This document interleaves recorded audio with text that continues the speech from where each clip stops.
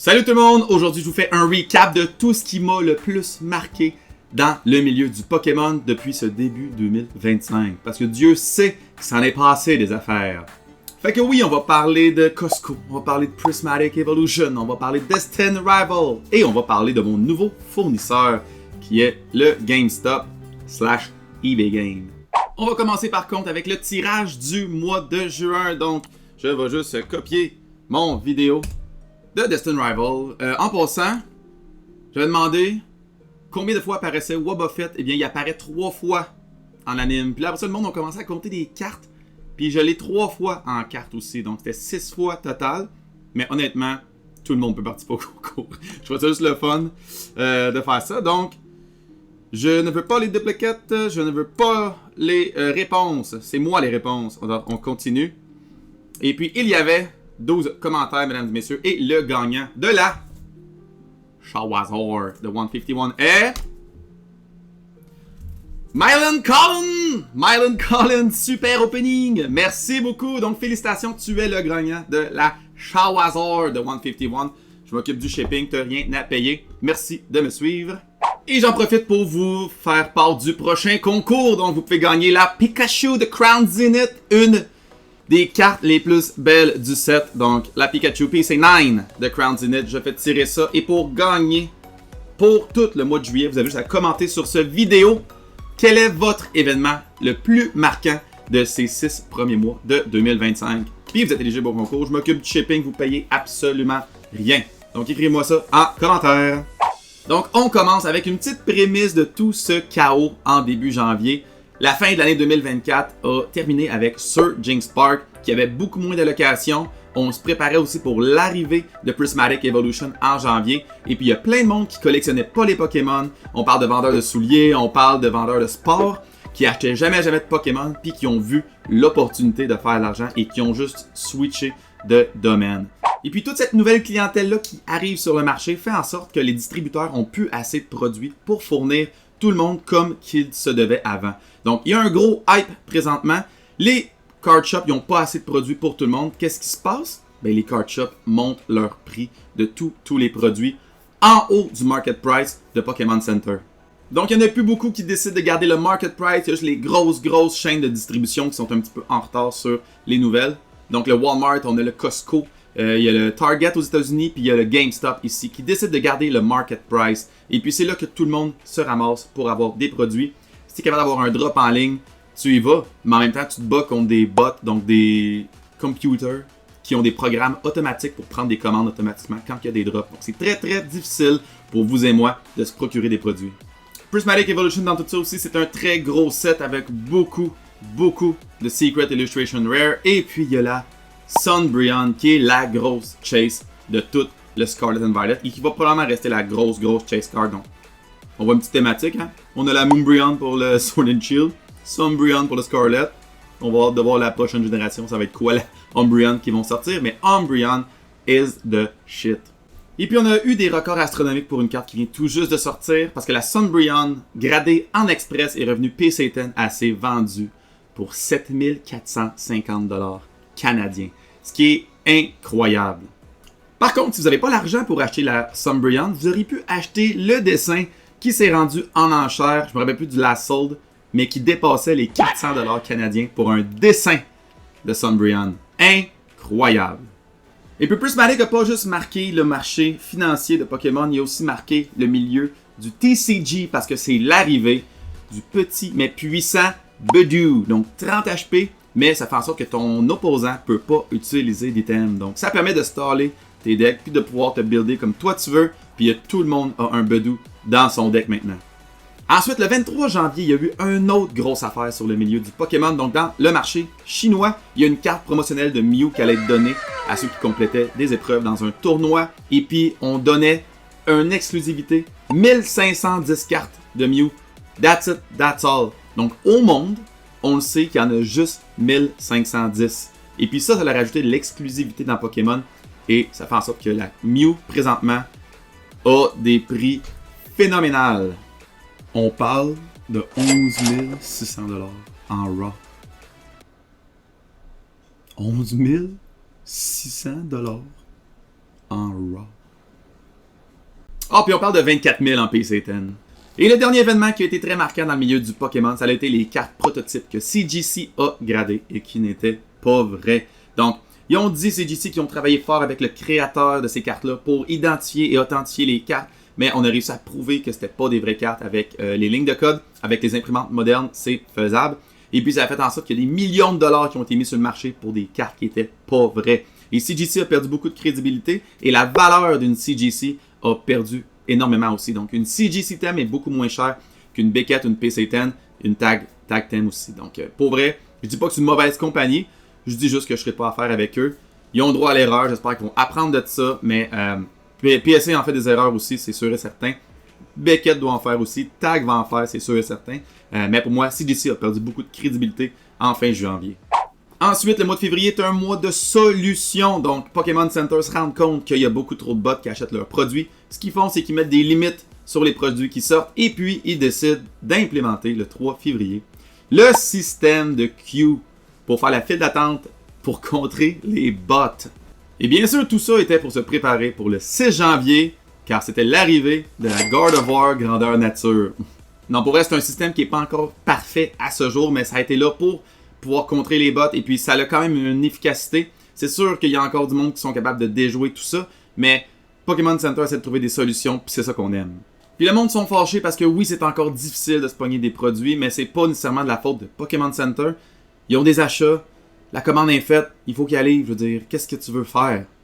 Ensuite, le 7 février, date importante parce que c'est la date de sortie du Blooming Water. Et puis qui dit Blooming Water dit on se bat au Costco pour avoir du 151. On pensait que c'était la dernière imprimerie qu'il allait avoir de 151 avant qu'il redrop d'autres Zapdos Box puis d'autres Alakazam Box. Ben non, il y en a à tonnes du 151. Fait que du Blooming Water, il y en a encore qui se vendent à ce jour. Mais c'est une grosse boîte qui va être bien populaire avec le temps. Puis j'ai hâte de voir qu'est-ce qu'elle va faire dans 2 ans, cette boîte-là. Ensuite, mi-février, il y a GameStop qui annonce qu'ils veulent vendre leur magasin en France et au Canada. Ça a été racheté par la suite par eBay Games qui va revenir eBay Games. Puis on annonçait aussi qu'ils arrêtaient de faire des précommandes en ligne. La seule façon de se procurer des produits au GameStop, c'est d'y aller en magasin. Puis pour vrai, c'était le meilleur move à faire. Dans le marché qu'on était, les précommandes n'auraient pas dû exister. Genre, honnêtement, tu sais pas combien tu vas avoir de produits, tu sais pas à quel prix tu vas pouvoir les vendre. Fait que, honnêtement, tous les magasins auraient dû juste arrêter les précommandes. Et puis il y a eu un peu de controverse par rapport à ça dans le mois de mars, ça s'en vient.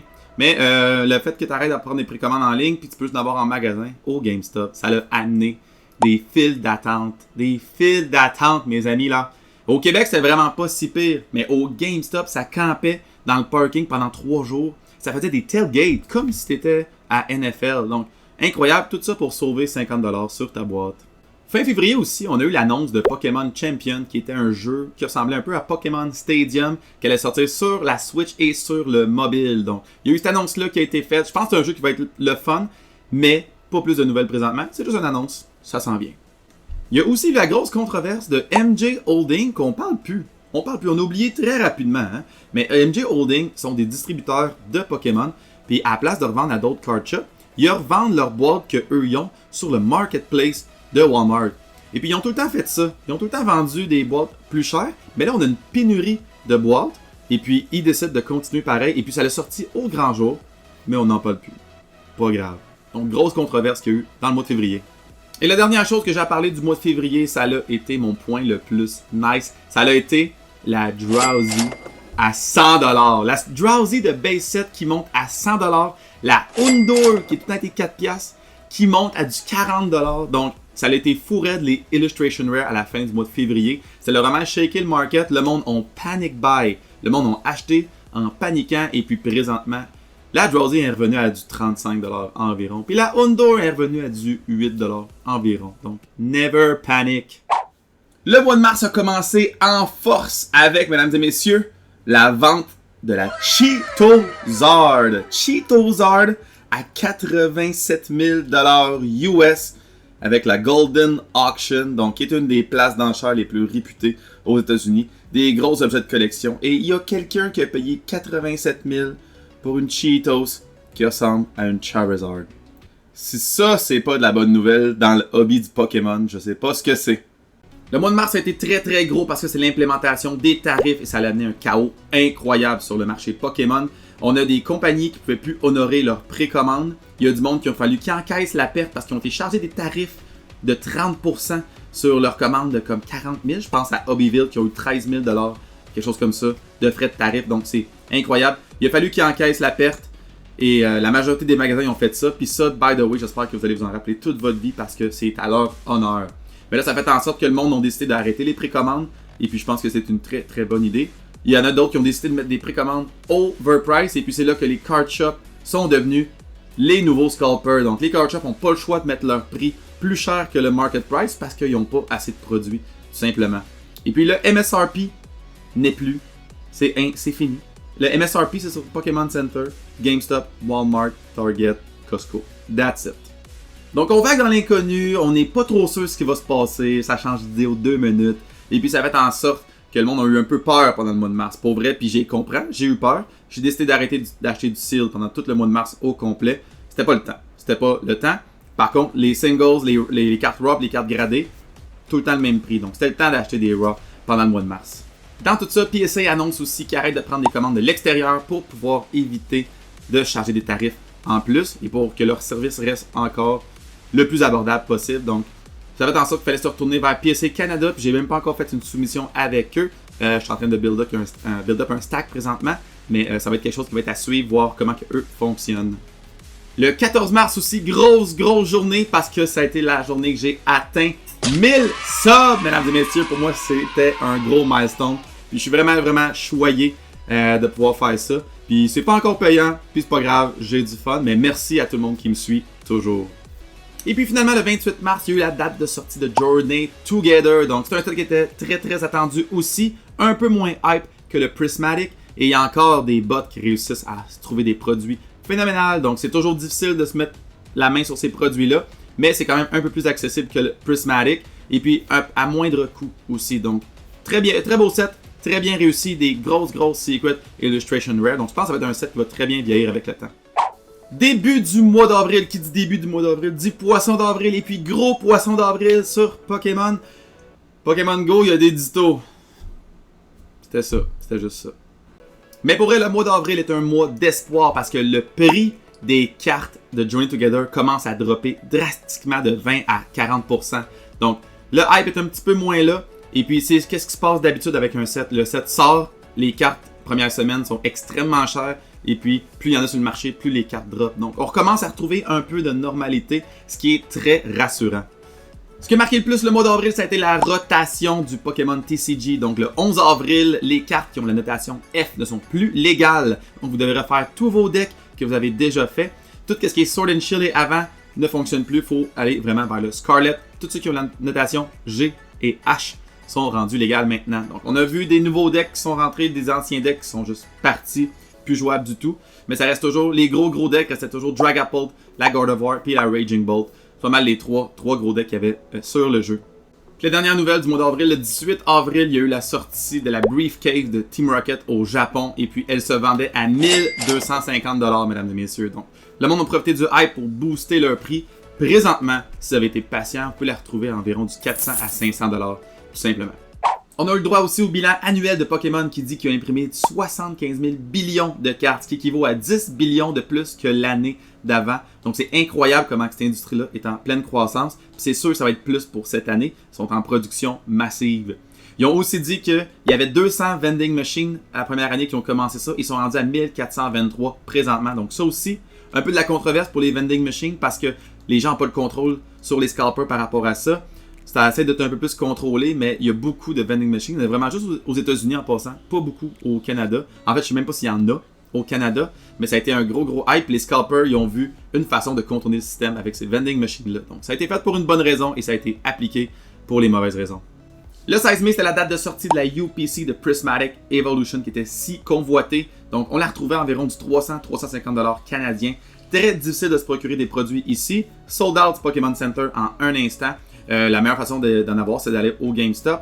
Et puis présentement, le prix de la boîte drop de plus en plus. On est rendu à peut-être 260 pour une boîte. Mais la majorité du monde l'ont acheté à 300, 350. Ça fait en sorte que les gens sont pognés avec leur stock. Fait que c'est une bonne affaire qu'ils sont pas capables de scalper ça présentement. Mais on a ouvert une UPC sur le channel. Puis vous allez voir, si vous regardez cette vidéo-là, on n'a pas pogné grand-chose. Le 20 mai, il y avait des limites qui ont été imposées pour GameStop, donc limite de 1 par client pour chacun des produits Pokémon. Puis ils en ont profité pour augmenter le market price très subtil d'environ une dizaine de dollars. Puis Walmart a fait exactement la même chose. Donc si vous voulez des ATB ou des 3-pack blisters, des affaires de même, il fallait payer un tout petit peu plus. Fait qu'on voit que le monde commence à être conscientisé. Ils voient qu'ils vendent le stock anyway. Fait qu'ils vont essayer de faire la pièce. Et puis finalement, en mai, il y a eu l'arrivée de Destined Rival, qui était un peu moins hype que le Prismatic, mais qui était tout aussi hype. Par contre, très rassurant, le prix des boîtes ne sont pas aussi chers que du Prismatic. Et puis il y a des booster box en plus pour ceux-là. Donc, Destined Rival, gros set qui est sorti avec toutes les E-Tens Pokémon et toutes les Team Rocket Pokémon. Donc, je pense que c'est très attendu. J'ai été faire la file comme un beau moron au GameStop pour ma booster box. Let's go. Et pour moi, ce qui a marqué le plus le mois de mai, ça a été la Classic Remake Card Trader 2025, donc qui était un événement pour vendre des cartes. C'est la première fois que j'étais vendeur, puis je pensais pas que ça allait être aussi le fun que ça. Donc, toutes les ventes que j'ai faites, les échanges que j'ai faites, les gens que j'ai rencontrés, qui me racontaient leurs anecdotes, leurs buts, leur collection. Donc, j'ai vraiment adoré ces 2 journées-là. J'ai pas considéré ça comme du travail, puis ce qui fait en sorte que je me lance là-dedans encore plus. Là. Donc, c'est tout ça qui a commencé, toute cette grande aventure-là. Donc, merci, Remake Card.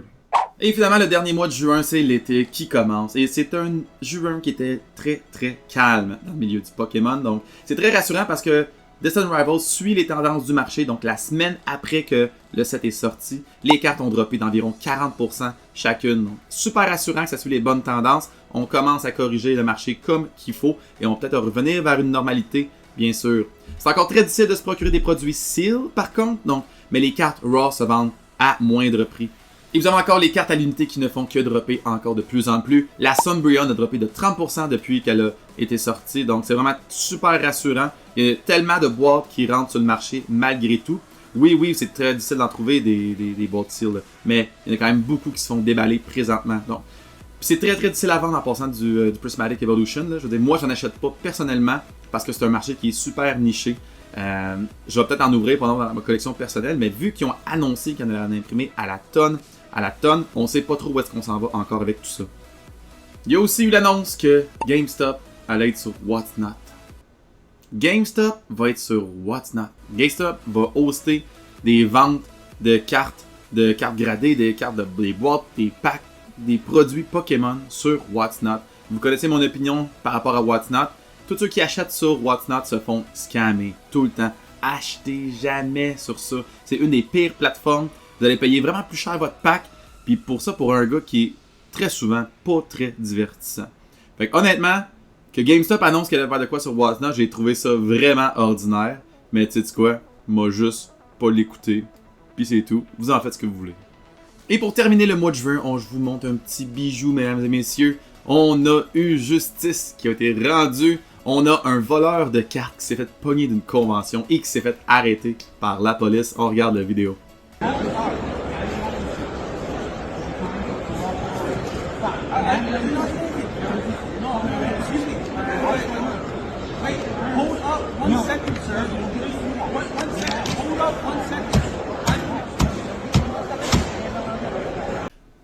Volez donc pas des cartes Pokémon.